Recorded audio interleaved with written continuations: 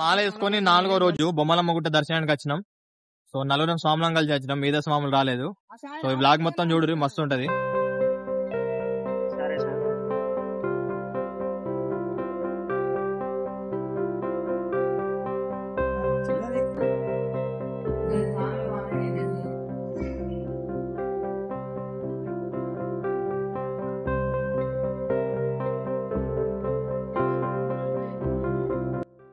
హనుమాన్ స్వామి ఇప్పుడే అయిపోయింది, దర్శనం అయిపోయింది ఇక్కడ గుడి దగ్గర. ఇప్పుడు మళ్ళా పోయి గుట్టెక్కాలి. ఇగో ఈ స్వామి బండి మీద రెడీ అయ్యింది ఆల్రెడీ.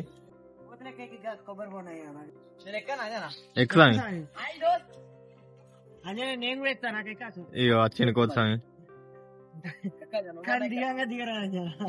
ఎక్కు స్వామి.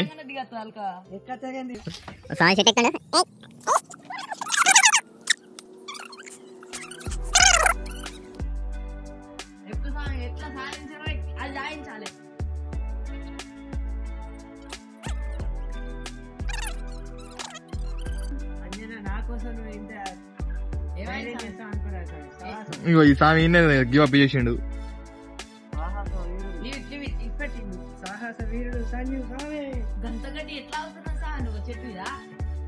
గురించి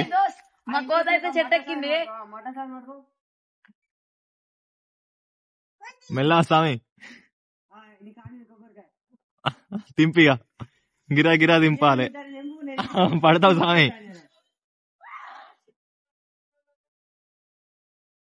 ఈ స్వామి క్యాచ్ పడతాడట.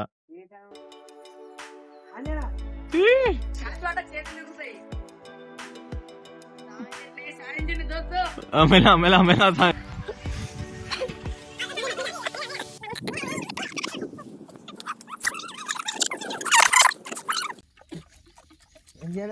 బానే ఉన్నాయి, ఇప్పుడు కొట్టుకుంది ఆవిడే.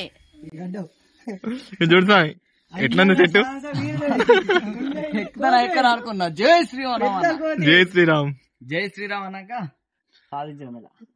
పెద్ద కోతి ఎక్కి సాధించింది అంజనా. ఈ స్వామి తువర కట్టిండు. లేకుండా చెప్పడం ఎంపుది కానీ. హాయ్ స్వాములు అందరికి. బొమ్మలమ్మ గుట్ట ఎక్కబోతున్నాం. దగ్గర దాకా నాగులమ్మ దేవుని దగ్గరికి వచ్చినాం.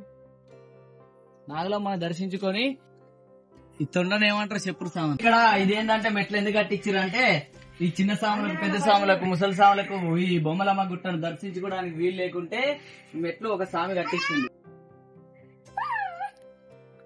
ఈ నీళ్లు పైన గుట్ట పైన నుంచి వస్తాయి స్వామి. ఇక్కడ ఇందా దీంట్లో నుంచి వస్తాయి. స్వాములు ఒక్కడెవరు కూడా ఉరుకుతారు, అవతలేరు. బొమ్మలమ్మ గుట్ట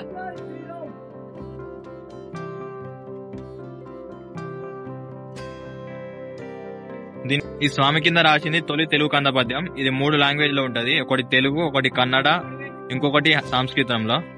సో దీని మీనింగ్ కావాలనుకుంటే మన గూగుల్లో కూడా దొరుకుతుంది. బొమ్మలమ్మ గుట్ట పద్యం అని కొడితే వస్తుంది మనకు గూగుల్లో కూడా. ఒకసారి ట్రై చేయండి, చూడండి. వీలుంటే చదవడానికి ట్రై చేయండి. చూడండి ఎంత హైట్ ఉందో.